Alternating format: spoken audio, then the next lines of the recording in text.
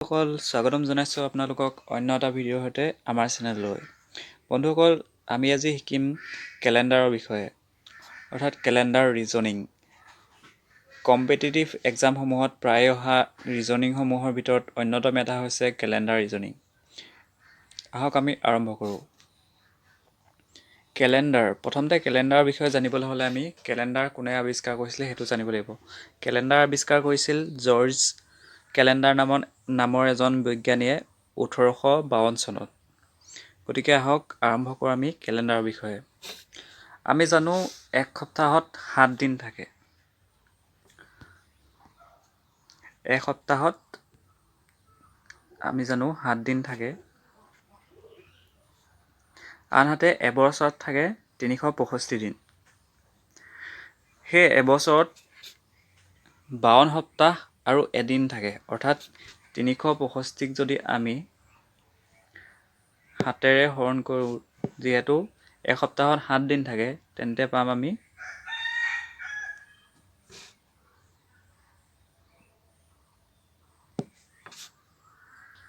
52 days।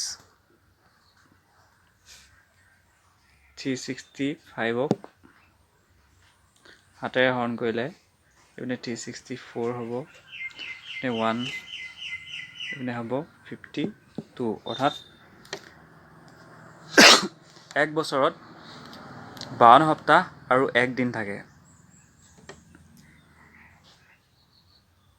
আনহাতে এক lip ইয়েৰত 366 days, অৰ্থাৎ 366 দিন থাকে।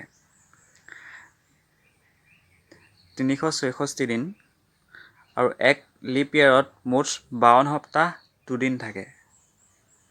আনহাতে first day of first year, অৰ্থাৎ কেলেণ্ডাৰ আৰম্ভ হোৱা প্ৰথম বৰ্ষটোৰ প্ৰথম দিনটো আছিল সোমবাৰ। আৰু first day of first week, অৰ্থাৎ প্ৰথমখন কেলেণ্ডাৰৰ প্ৰথম সপ্তাহৰ প্ৰথম দিনটো আছিল মানডে।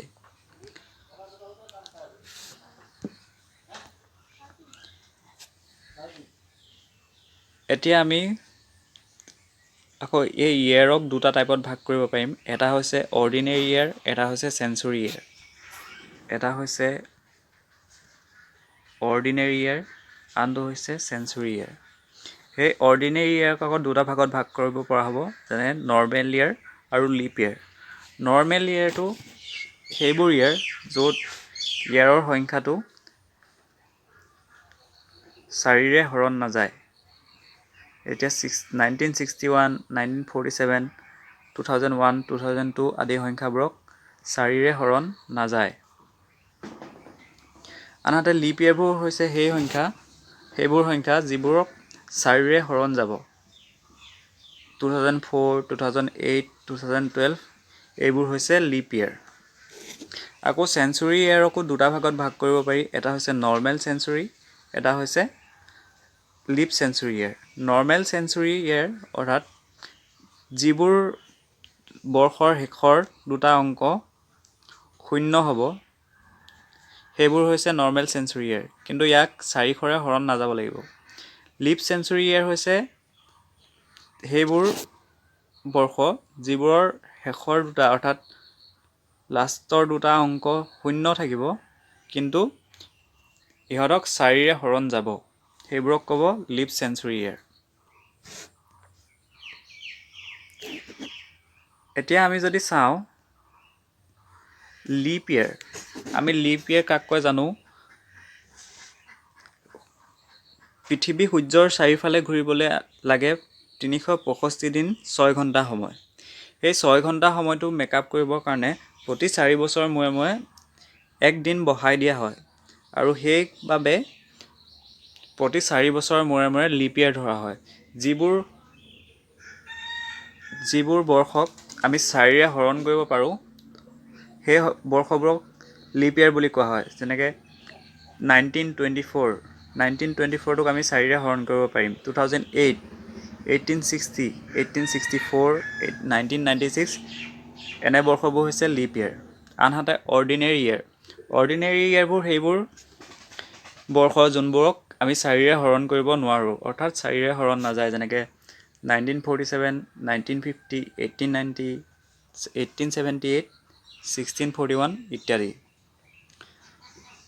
আনহাতে লিপ চেঞ্চুৰী ইয়েৰ, এই লিপ চেঞ্চুৰী ইয়েৰক আকৌ 4ৰে হৰণ কৰিব লাগিব। যেনেকৈ আমি লিপ ইয়েৰক 4ৰে হৰণ কৰোঁ, তেনেকৈ লিপ চেঞ্চুৰী ইয়েৰক যদি আমি চাওঁ, তেতিয়া 4ৰে হৰণ কৰিব পৰা সংখ্যাৰ বৰ্ষকেইটাহে লিপ চেঞ্চুৰী ইয়েৰ হ'ব। যেনেদৰে 400 অৰ্থাৎ 400, 800, 1200, 1600 আৰু 2000। আনহাতে অৰ্ডিনেৰী চেঞ্চুৰী ইয়েৰ সেইবোৰ হ'ব যিবোৰক 4ৰে হৰণ নাযায়। 100, 200, 300, 500 ইত্যাদিবোৰ অৰ্ডিনেৰী চেঞ্চুৰী ইয়েৰ।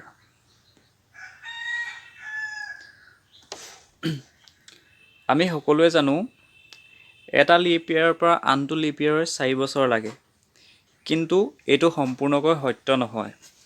ইয়াত আমি এটা উদাহৰণৰ সৈতে চাব পাৰিম। আমি যদি 1896 বৰ্ষটো লওঁ, এই বৰ্ষটো এটা লিপ ইয়েৰ হয়, অৰ্থাৎ 4ৰে হৰণ যায়। কিন্তু 1896ৰ পাছত 4 বছৰ পাছত 1900 ইয়েৰটো হয়, 1900 বৰ্ষটো হয়, অৰ্থাৎ 1900 চন। এই চনটোক 4ৰে হৰণ নাযায়, গতিকে ই লিপ ইয়েৰ হ'ব নোৱাৰে। 1900ৰ পাছৰ লিপ ইয়েৰটো হৈছে 1904, ইয়াক 4ৰে হৰণ যাব। গতিকে 1896ৰ পৰা লিপ ইয়েৰ হ'বলৈ 8 বছৰৰ পাছতহে সম্ভৱ হৈছে। সেইবাবে আমি ক'ব লাগিব যে প্ৰতি 4 বছৰৰ মূৰে মূৰে লিপ ইয়েৰ নহ'বও পাৰে। ইয়াৰ পাছত আহিলে টোটেল লিপ ইয়েৰ, অৰ্থাৎ in 100 years, total leap year in 100 years বা 29 February in 100 years। Total leap year 100 yearsত কেইটা আছে বা 29 ফেব্ৰুৱাৰী আমি 100 বছৰত কেইবাৰ পাম? এয়া হ'ব 24 টাইমছ, অৰ্থাৎ 24 বাৰ। আনহাতে টোটেল লিপ ইয়েৰ বা 29 ফেব্ৰুৱাৰী 400 বছৰত আমি 97 বাৰ পাম। এয়া কেনেকৈ পাম আমি সেইটোকে চাম এতিয়া। প্ৰথমে চাম টোটেল লিপ ইয়েৰ, অৰ্থাৎ 29 ফেব্ৰুৱাৰী ইন 100 years, অৰ্থাৎ 100 বছৰত 29 ফেব্ৰুৱাৰী বা লিপ ইয়েৰ কেইটা আছে। 100 বছৰত 1ৰ পৰা 99লৈকে, 99ক যদি আমি 4ৰে হৰণ কৰোঁ, তেতিয়া পাম 24 বাৰ। আকৌ 100ক যদি আমি 4ৰে যিহেতু হৰণ কৰিব নোৱাৰোঁ, গতিকে 100 বছৰত আমি লিপ ইয়েৰ পাম 24 বাৰ।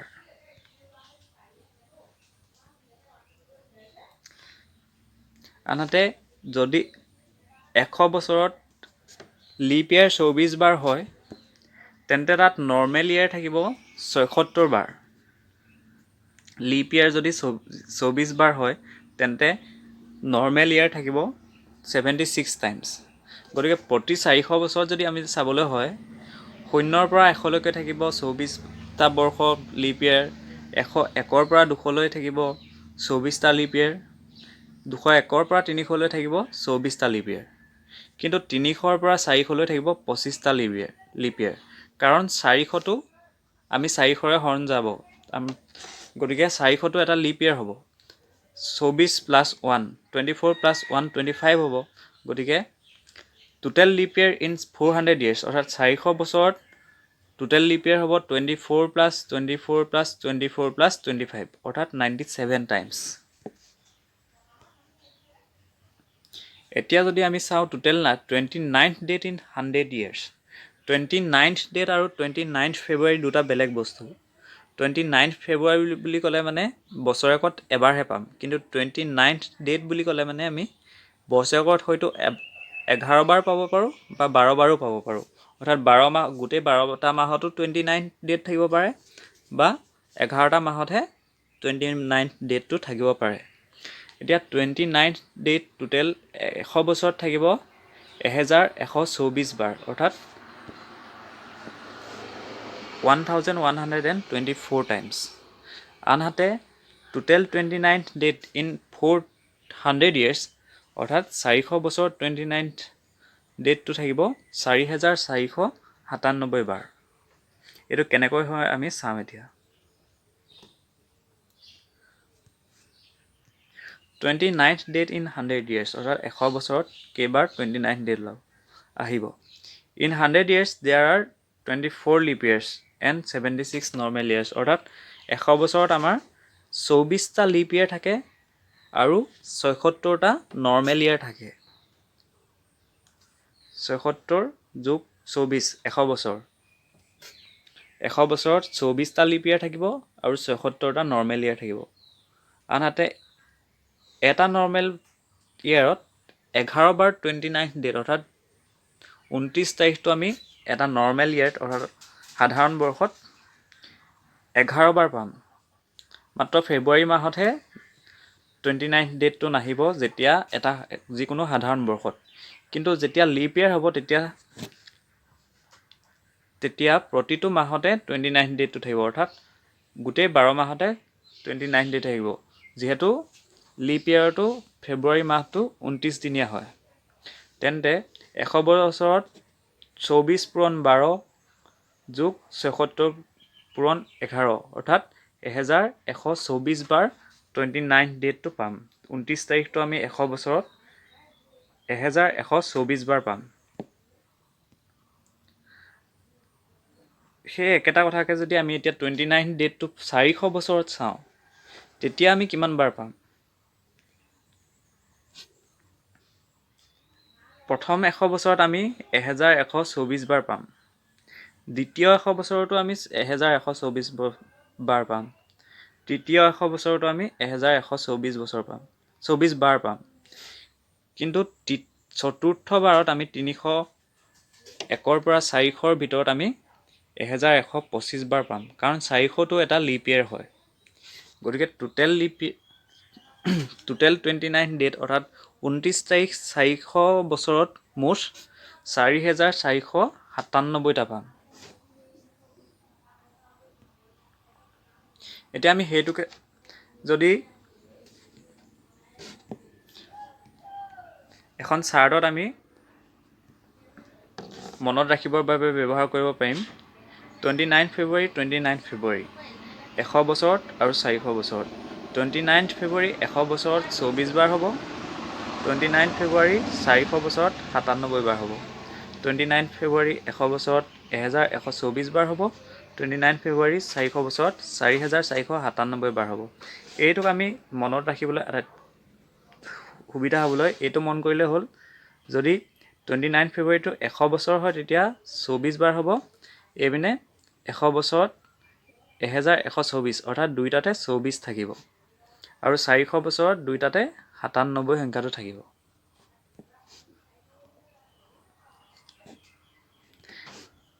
এতিয়া অন্য এটা পইণ্ট হ'ল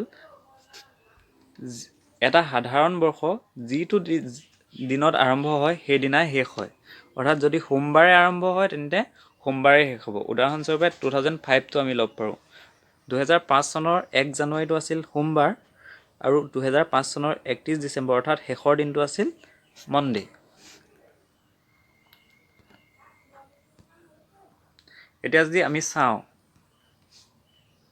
2005 চনৰ ফাৰ্ষ্ট উইক অৰ্থাৎ প্ৰথম সপ্তাহৰ প্ৰথম দিন অৰ্থাৎ 1 জানুৱাৰী সোমবাৰ আছিল।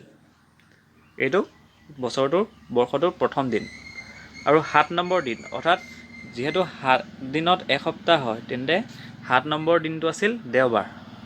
তেন্তে 8 তাৰিখটো সোমবাৰ হ'ব অৰ্থাৎ দ্বিতীয় সপ্তাহৰ আৰম্ভণিৰ দিনটো। তেনেকৈ দ্বিতীয় সপ্তাহৰ শেষৰ দিনটো দেওবাৰ হ'ব।